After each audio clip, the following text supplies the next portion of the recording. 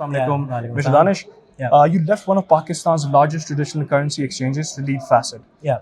treating blockchain as essential infrastructure rather than a speculation story. Yeah. So what I would like to ask you is, for a worker sending money home, why should they trust a stable coin over the traditional exchanges that they grew up? Yeah, so that's very easy, and actually, it's something which the user might even know eventually. Even when we start moving money, mass money on stable coins, user journey में उस तरह से फर्क नहीं आएगा. What really changes is the back end, right? The typical user जो यहाँ पे वहाँ से भेज रहा है यहाँ पे अपने किसी फैमिली मेंबर को, उसको नहीं पता कि उसका बैंक पीछे किस लूप से, किस प्रोसेस से 4 बैंकों के साथ काम करके उसके 200 रियाल 500 रियाल पाकिस्तान दे रहे हैं. So to be very honest, the customer experience will remain the same. Where it gets better is in terms of efficiency and cost.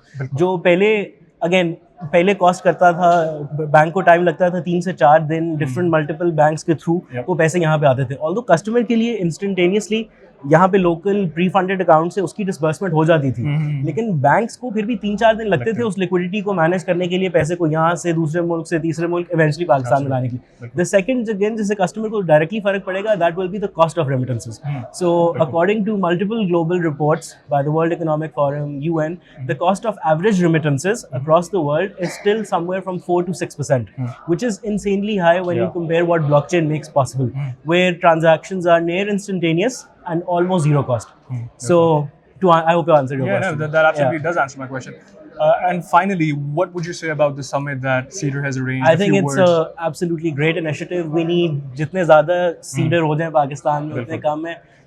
Like any other emerging technology, we need to be having more and more conversations about this from multiple stakeholders.